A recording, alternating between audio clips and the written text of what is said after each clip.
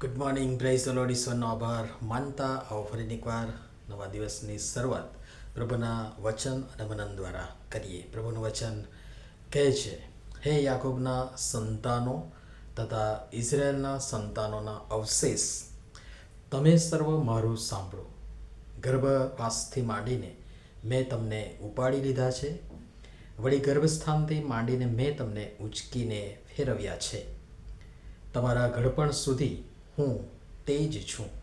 પડ્યા આવતા સુધી હું તમને ઉપાડી લઈશ. મેં ઉત્પન્ન કર્યું છે ને હું તમને ઉંચકી રાખીશ.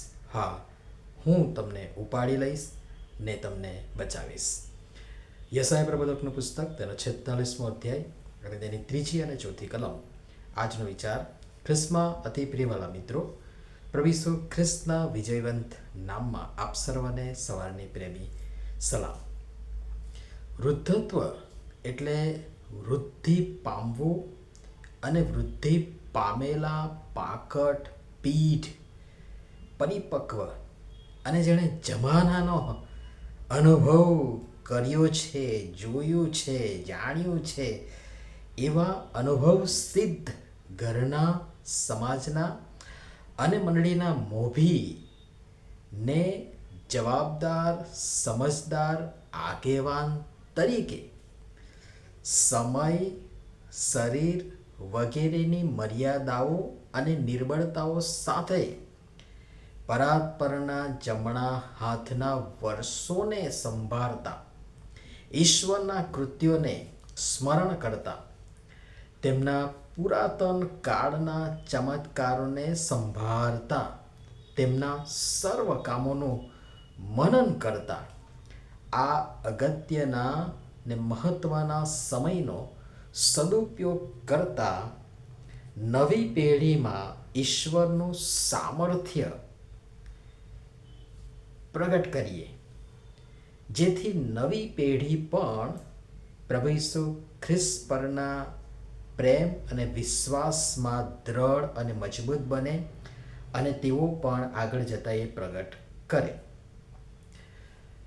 ગીતશાસ્ત્ર 78મું ગીત અને તેની 3જી કલમથી 8મી કલમ સુધી તમે જોશો તો આ જ સંદર્ભમાં જેના વિશે આપણે ઘણા દિવસથી વાત કરી રહ્યા છીએ, બહુ સરસ ત્યાં સંક્ષિપ્તમાં એ થોડા વચનોમાં લખવામાં આવ્યું છે. એ અક્ષરશઃ તમારી આગળ મૂકવાના માટે પ્રયાસ કરીશ. ત્યાં લખ્યું છે, જે આપણે સાંભળી તથા જાણી છે, જે આપણા પૂર્વજોએ આપણને કહી છે, યહોવાના સ્તોત્ર, તેનું સામર્થ્ય તથા તેના કરેલા આશ્ચર્યકારક કામો આવતી પેઢીને જાહેર કરીને તેઓના દીકરાઓથી આપણે તે સંતાડીશું નહીં, કેમ કે તેણે યાકૂબમાં સાક્ષ્ય સ્થાપ્યું અને ઇઝરાયલમાં નિયમ ઠરાવ્યો. તે વિશે તેણે આપણા પિતૃઓને આજ્ઞા કરી કે તેઓ પોતાના દીકરાઓને પણ જણાવે, જેથી આવતી પેઢીના જે બાળકો જન્મે તેઓ તે જાણે અને તેઓ મોટા થઈને પોતાના સંતાનોને તે જણાવે, જેથી તેઓ ઈશ્વરની આશા રાખે અને દેવના કામ વિસરી જાય નહીં અને તેની આજ્ઞાઓ પાળે, વળી પોતાના પિતૃઓના જેવી હઠેલી તથા ફિતૂરી પેઢી કે જેઓએ પોતાના હૃદય સિદ્ધ રાખ્યા નહીં અને પોતાનો આત્મા દેવ પર દ્રઢ રાખ્યો નહીં, તેમના જેવા તેઓ ન થાય.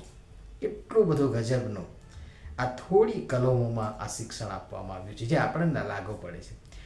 આપણે જે જોઈ રહ્યા છીએ એ વૃદ્ધત્વ અને એ સમયની આપણી એક વડીલ તરીકેની, એક આગેવાન તરીકેની, ઘરના અથવા કુટુંબના અથવા સમાજના અથવા મંડળીના મોભી તરીકેની જવાબદારી, જેના વિશે ઈશ્વરના વચનો જ આપણને ઘણું બધું સ્પષ્ટ અને પ્રગટ પણ કરી દે છે અથવા કહી દે છે.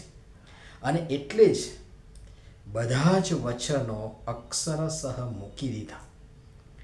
આપણે માણસો આટલું પણ સમજી લઈએ ને જે તે સમયની અવસ્થાની આપણી પોતપોતાની જવાબદારી સમજદારી સાથે વહન કરીએ તો એ મને લાગે છે ઘણું બધું હશે. ત્રીજી કલમ જો તમે ધ્યાન આપો બહુ જ અગત્યની છે. ત્યાં લખ્યું છે પ્રમાણે ગીતશાસ્ત્ર 78:3 જે આપણે સાંભળી તથા જાણી છે, જે આપણા પૂર્વજોએ આપણને કહી છે. તો જે આપણને મળ્યું તે આપણી આગલી ને નવી પેઢીને પણ મળે માટે ઈશ્વરના આશ્ચર્યકારક કામો આવતી પેઢીને આપણે જાહેર કરીએ.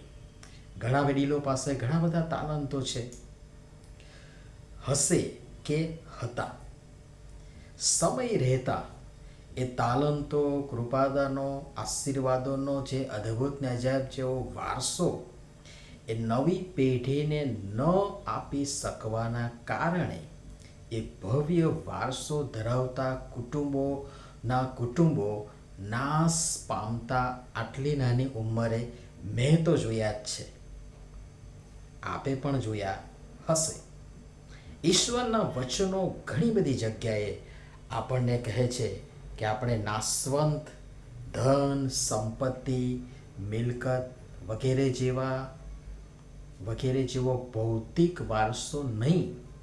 એ તો છે જે છે તેમનું રહેવાનું જ છે, કિંતુ અવિનાશી અનંતકાલિક એવો આત્મિક વારસો આપણી પેઢીઓને આપતા જઈએ ને એ પણ શીખવીએ કે એ પેઢી દર પેઢી આગળ વધતું જ રહે, એ સાંકળ કદી તૂટે નહીં.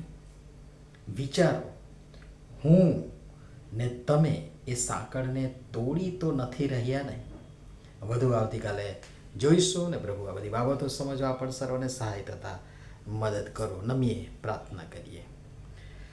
પ્રેમાળ પિતા, અમે જેવો અમારા ઘર, કુટુંબ, પરિવાર, સમાજ તથા મંડળીમાં વડીલ તરીકે છીએ, એવા અમે અમારી આવનારી નવી પેઢીઓને આપના તરફથી અમારા પૂર્વજો મારફતે મળેલ અદ્ભુત આશીર્વાદિત આત્મિક વારસો આપતા જઈએ માટે કૃપા કરીને અમને બધાને જ તમે એ મન, હૃદય, વિશ્વાસ સાથે એમ કરવા સહાય તથા મદદ કરો. પ્રભુ ઈસુના નામમાં આમેન. ધન્યવાદ.